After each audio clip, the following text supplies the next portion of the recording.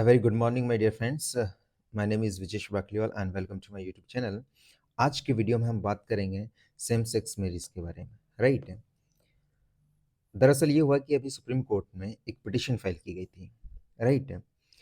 और ये पिटिशन थी सेम सेक्स मैरिज से रिलेटेड कि जो सेम सेक्स की मैरिज है, राइट, उसको प्रीवियस जजमेंट दिया गया था, उसके अगेंस्ट में रिव्यू पिटिशन काइंड ऑफ दायर की गई थी कि इस जजमेंट को वापस से रिव्यू किया जाए। तो एक छोटा सा आर्टिकल ये आया था। Let's read this article and try to understand, and इसके बाद में हम कुछ इंपॉर्टेंट पॉइंट्स पढ़ेंगे and that can be used for the ethics and society के लिए, right, for mains answer writing as well as for the interview and for other state examination as well, right. So let's get started without wasting your time.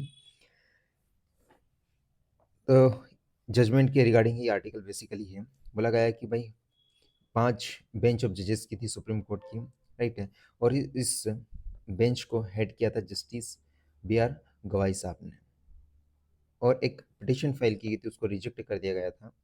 Petition basically इसके regarding थी कि भाई जो 2023 में एक judgement दिया गया था, किसके regarding, regarding the legalise the same sex marriage, right, उसको रिव्यू करने की बात की थी, राइट।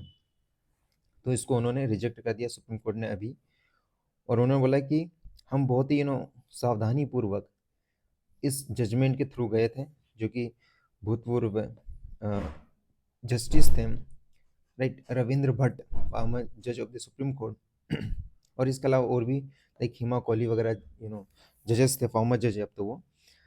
तो उन्होंने अल्टीमेटली यही बताया कि हमें नहीं लगता कि जो जजमेंट दिया गया था उसमें कोई एरर वगैरह है, राइट, और कोई डिफिकल्टी है। इसलिए इन शॉर्ट उन्होंने ये बता दिया कि भाई जो भी जजमेंट दिया गया था that judgement was valid and it was the constitutional, right. तो like it was all about the judgement.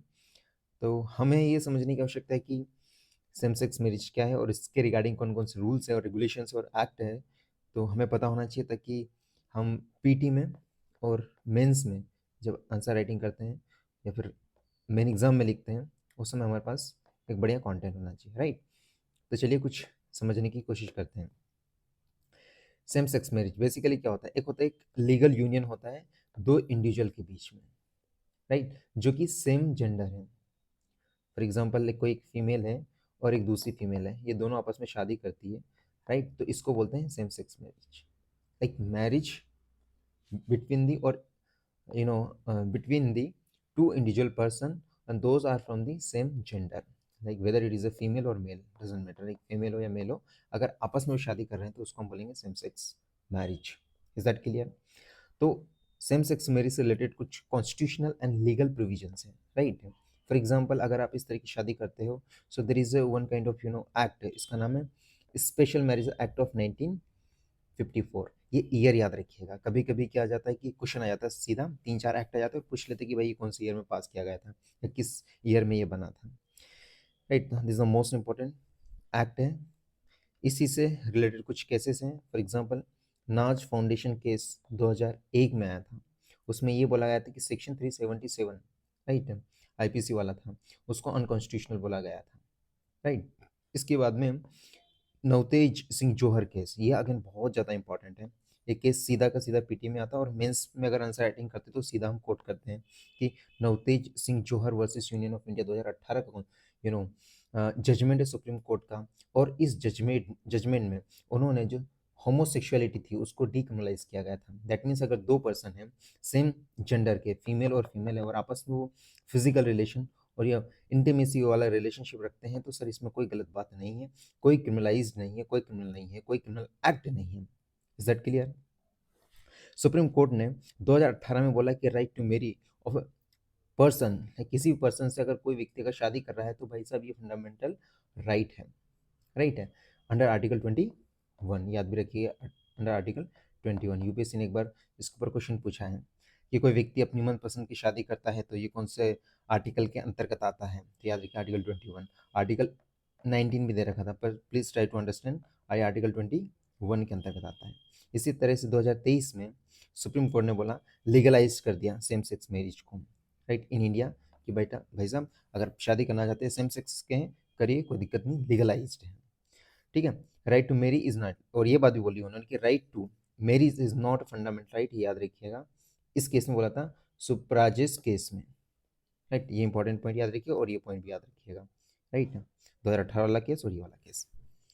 अब देखिए, कभी कभी आर्ग्यूमेंट पेश करना होता है या फिर क्वेश्चन आ गया कि what do you understand by the same sex marriage, right, and evaluate as per your perspective, कि अपने पर्सपेक्टिव से, अपने दृष्टिकोण से इसको इवेल्युएट कीजिए, इसकी विवेचना कीजिए। अगर इस तरह का मेंस में क्वेश्चन आता है तो उसमें हमें पॉजिटिव और नेगेटिव पॉइंट्स दोनों देने होते हैं। तो first of all let's try to understand about the favour, the points about the points in the favor of the same sex marriage, right। पहला पॉइंट है कि हिस्टोरिकल ये बोला जाता है कि भाई हेट्रोसेक्सुअलिटी को फाउंड किया गया इंडियन कल्चर में। हेट्रोसेक्सुअलिटी मतलब एक मेल है और एक फीमेल है, इन दोनों के बीच में शादी होती है, ये हमारे समाज में एक्सेप्टेड है since the ancient time, right है। अभी भी मोस्ट ऑफ द टाइम ये चीज़ों को एक्सेप्ट किया जाता है।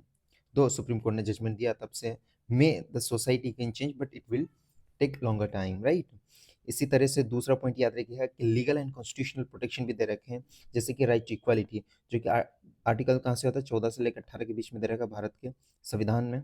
And right to marry is a fundamental right under the 2018 वाला जजमेंट, राइट। इसके अलावा सुप्रीम कोर्ट ने ये भी बोला है कि जेंडर जो है ना, is a complex and biologically, जो ना बहुत ही complex and biologically, gender is a not absolute, एक एब्सोल्यूट नहीं है कि जेंडर एक एब्सोल्यूट नहीं है कि भाई साहब ये मेल है ये फीमेल है। भाई what about the L G B T Q communities, right, कोई ट्रांसजेंडर है, उनके अबाउट, उनके बारे में क्या, what about this people, right. So इन्होंने बोला कि एब्सोल्यूट नहीं है, कॉम्प्लेक्स है एंड बायोलॉजिकल है, और कॉम्प्लेक्स चीज़ों को समझना बहुत मुश्किल होता है। So that's what the Supreme Court of India is trying to make point here. Similarly former chief justice of India Chandrachud ji बोलते हैं कि there is no universal acceptance of marriage, कि मैरिज का भाई एक यूनिवर्सली एक्सेप्टेंस है ही नहीं, राइट। अगेंस्ट में कुछ पॉइंट दे रखे हैं, जैसे कि सेम सेक्स मैरिज जो है वो बेसिकली एक तरह से ये बोला जाता है कि kind of against the concept of marriage है, राइट, एंड प्रोटेक्शन, राइट। क्यों? क्योंकि शुरू से हमने देखा है कि भाई जो हेट्रो सेक्सुअलिटी होती है उसको प्रमोट किया जाता है, हेट्रोसेक्सुअल और हेट्रो मैरिज को प्रमोट किया जाता है कि between the male and female. अगर मेल मेल के बीच होने लगा तो ये it is a kind of against the norms of the society. तो एक पॉइंट तो ये हो गया। दूसरा पॉइंट हम लिख सकते हैं लीगल चैलेंजेस हो सकती है, for example inheritance and the property rights, कि अगर दो सेम सेक्स या सेम जेंडर वाले व्यक्तियों ने शादी कर ली, लेकिन what about their inheritance, like male हो रहा है बच्चा है कि फीमेल हो रहा है, और उसके बाद में जो डिस्प्यूट होगा या इनहेरिटेंस उनके पास आएगा, उससे रिलेटेड कोई प्रोविजन नहीं है और बहुत चैलेंजेस आएंगी। इसी तरह से एक और पॉइंट आप बता सकते हैं कि lake of the political will, कि सेम सेक्स मैरिज से रिलेटेड एकदम स्ट्रॉन्ग लॉ और एक्ट लाने की पॉलिटिकल विल, अभी हमारी जो पॉलिटिकल पार्टीज है उसमें कंसेंसस नहीं है और पॉलिटिकल विल नहीं है उनके पास, राइट। एग्जांपल दे रखा है यहाँ पर कि जो राजस्थान गवर्नमेंट है उन्होंने सेम सेक्स मैरिज है उसको एक्सेप्ट करने से मना कर दिया कि भाई we will not accept the same sex marriage, right. तो इस तरह की हर्डल्स आती हैं। इसके अलावा सोशल स्टिग्मा है एंड डिस्क्रिमिनेशन होता है कि दो व्यक्ति सेम सेक्स के सेम जेंडर के उन्होंने शादी कर ली, उनके साथ डिस्क्रिमिनेशन होगा, उनके साथ कुछ एक स्टिग्मा, कुछ गलत नज़रों से देखा जाएगा कि अरे यार इन्होंने ऐसा किया है, राइट। सिमिलरली अगर उन्होंने चाइल्ड को अडॉप्ट किया है तो उनके साथ इश्यूज आएंगे और नेगेटिव इम्पैक्ट पड़ेगा बच्चे के ऊपर इमोशनली एंड साइकोलॉजिकल, राइट। उसकी वेलबींग इतने अच्छे से नहीं होगी, उनका डेवलपमेंट इतने अच्छे से नहीं होगा, उनका ब्रेन का डेवलपमेंट अच्छा नहीं होगा, राइट। और सोसाइटी से बहुत सारी चीज़ सीखी जा सकती है, राइट। हम एथिक्स में पढ़ते हैं कि भाई जो वैल्यूज़ होती है, राइट, जो इनिशियली वैल्यूज़ होती है वो इंकलकेट की जा सकती है, सो उसके ऊपर भी एक तरह से नेगेटिव इम्पैक्ट पड़ सकता है, right. So this were the some points in the favor and against the same-sex marriage that can be used in the men's and society.